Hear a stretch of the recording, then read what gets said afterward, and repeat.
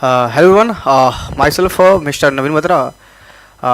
Today I will discuss some important point for UPSC, है ना। तो आज हम लोग यूपीएससी में यूपीएससी प्रीलिम्स प्लस मेंस के बारे में हम थोड़ा सा जानेंगे, है ना, डिस्कस करेंगे। जो यूपीएससी में जो हमें पॉलिटी के बारे में जो कुछ हमें पढ़नी है, उसमें जो आर्टिकल्स हैं, तो उस हम आर्टिकल के बारे में आपको हम कुछ डिस्कस करेंगे। तो यूपीएससी के लिए छोटे छोटे वीडियो हम आपके लिए लाते रहेंगे, तो आप सारे बच्चे ध्यान दें, आपको कुछ ना कुछ इस वीडियो से फ़ायदा मिलेंगे, ठीक है ना। तो शुरू करते हैं हम लोग, है ना। तो आप समझिएगा पॉइंट को, और कुछ करना नहीं है आपको, स्लाइड बाय स्लाइड आपको नोट्स मिलेंगे, ठीक है, जो मेरे द्वारा लिखे हुए हैं, ठीक है। सबसे पहली बात है जो हमारा यहाँ पे लिखा हुआ है यूपीएससी, ठीक है। यूपीएससी में भाई हम सबसे पहले हम किसके बारे में पढ़ेंगे? पॉलिटी के बारे में पढ़ेंगे, ठीक है, ठीक है ना। तो हम पढ़ेंगे फर्स्ट में पॉलिटी। तो पॉलिटी में जो ऑब्जेक्टिव्स क्वेश्चंस आते हैं प्रीलिम्स में और मेंस में, जो हम लोग लिखते हैं, है ना, आंसर राइटिंग, तो उसके बारे में हम पढ़ेंगे थोड़ा सा, ठीक है। तो हम लोग आज लेक्चर 1 स्टार्ट करते हैं। तो लेक्चर जो बहुत छोटा ही होगा, ज़्यादा बड़ा नहीं होगा, तो हम शुरुआत करते हैं, ठीक है। तो हम लोग फर्स्ट पढ़ते हैं पार्ट 1। सबसे पहले आप हमें बताइए, फर्स्ट हमें लेक्चर में पढ़ना है protection of life and personal liberty. इस लेक्चर में हम लोग डिस्कस करेंगे protection of life and liberty के बारे में। तो इस लेक्चर में हम लोग protection of life and personal liberty किसके तहत, कौन से आर्टिकल के तहत आता है, तो हम उसके बारे में जानेंगे। तो इस protection of life and personal liberty में हम लोग आर्टिकल 21 के बारे में जानेंगे। आर्टिकल 21 क्या होता है ना, हम उसको समझेंगे, डिटेल समझेंगे, हर एक पॉइंट समझेंगे। लेक्चर प्रॉपरली इंग्लिश मीडियम में होगा, बाईलैंग्वेज में हम बोलेंगे, है ना, आपको प्रॉपर लेकिन लिखा हुआ रहेगा इंग्लिश में। तो हम protection of life and personal liberty के बारे में डिस्कस करेंगे। तो जो protection of life and personal liberty जो है, उसमें हम लोग पढ़ेंगे। कौन से आर्टिकल को पढ़ेंगे भाई? तो अब सर सबसे पहले हम आर्टिकल 21 को पढ़ेंगे। कौन सा आर्टिकल पढ़ेंगे? Article today discuss article 21। सबसे पहले जो आर्टिकल 21 है, of the constitution granted the number of person shall be deprived of his life and personal liberty। सबसे पहले जो आर्टिकल 21 बोला गया था, constitution granted that no person shall be deprived, है ना, of his life and personal liberty. Exception में भी है इसके पास, है ना। आर्टिकल 21 क्या कहता है? जो कॉन्स्टिट्यूशन से वो गारंटी लेता है that no person shall be deprived of his life, his personal and liberty. According इसके बारे में हम लोग डिस्कस करेंगे। जो एक्सेप्शन में जो पॉइंट है वो बहुत ही ज़्यादा इंपॉर्टेंट है। According to this procedure establish by law, है ना, ये एक्सेप्शन है। तो इसको आप छोड़कर बाकी जो कुछ भी आएगा वो सब कहाँ आएगा इसमें। तो आपको मैं छोटा सा एक पॉइंट लिख देता है, यहाँ पे आपको दिख रहा होगा कि हमने सबसे पहले आर्टिकल 21, अगर आपको लैंग्वेज में लिखना हो तो आप ये लिख सकते हो, article 21 of the constitution granted that no person shall be deprived of his life and personal liberty exception में according to the procedure establish by law.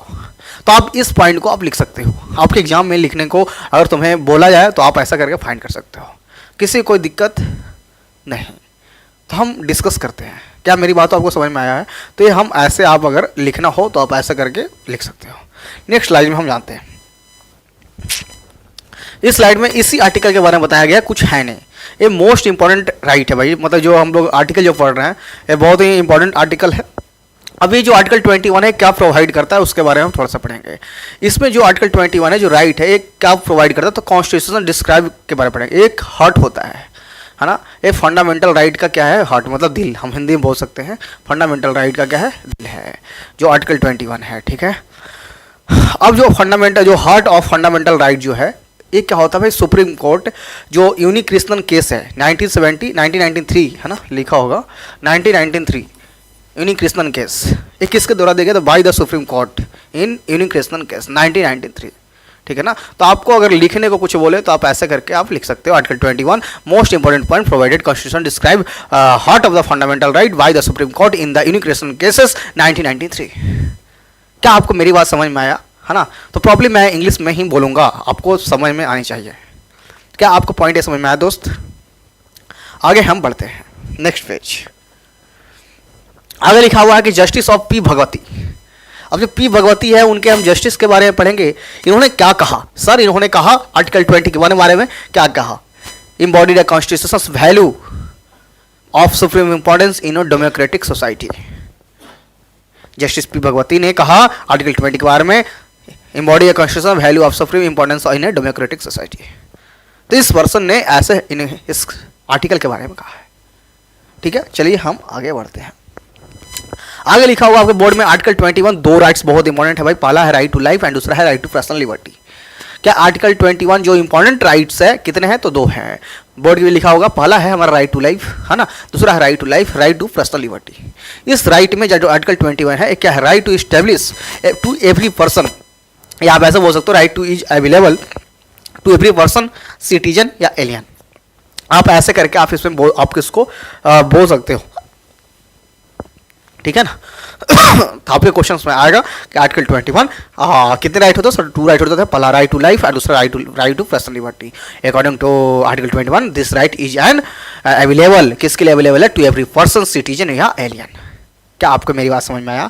आगे हम नेक्स्ट पेज में बढ़ते हैं। आगे लिखा होगा कि आपको डिफरेंस लिखा होगा प्रोसीडर इस्टेब्लिश बाय लॉ और ड्यू प्रोसेस ऑफ लॉ।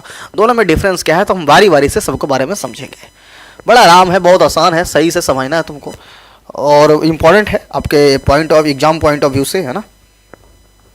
तो जब पहला पॉइंट जो लिखा हुआ है आप इसमें देख सकते हो, doctrine of establish by law, English constitutions या ब्रिटिश। पहला ऑब्जेक्टिव क्वेश्चंस आपके एग्जाम में जो ऑब्जेक्टिव क्वेश्चंस आएंगे वो ऐसे आ सकते हैं। पहला question, doctrine of establish by law, procedure establish by law, English constitution या ब्रिटिश। सेकेंड में आप बोल सकते हो limited power in the hand of judiciary, limited power in the hand of judiciary. Third point में आप बोल सकते हो protection to an individual against the arbitrary actions of executive but not legislative. यह एग्जीक्यूटिव तो फॉलो करता है but sir legislative को फॉलो नहीं करता है। तो ये लिखा होगा आपके नोट्स में, आप यहाँ पर देख सकते हो। नॉट लेजिस्लेटिव, सॉरी नोट, अरे यार नोट लिखा हुआ ना, नोट अगेंस्ट लेजिस्लेटिव। ये लेजिस्लेटिव के अगेंस्ट नहीं होता बट एग्जीक्यूटिव के अगेंस्ट में होता है। जस्ट इसके अपोजिट में भाई इसके बारे में हम पढ़ेंगे, ये आप देख सकते हो। Doctrine of due process of supreme court constitutions, है ना।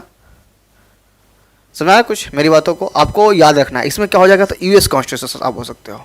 ड्यू प्रोसेस ऑफ लॉ में यूएस बोल सकते हो। इसमें क्या बोल सकते हो दोस्त? यूएस बोल सकते हो। बट इसमें क्या बोल सकते हो? इंग्लिश कॉन्स्टिट्यूशंस या ब्रिटिश आप बोल सकते हो।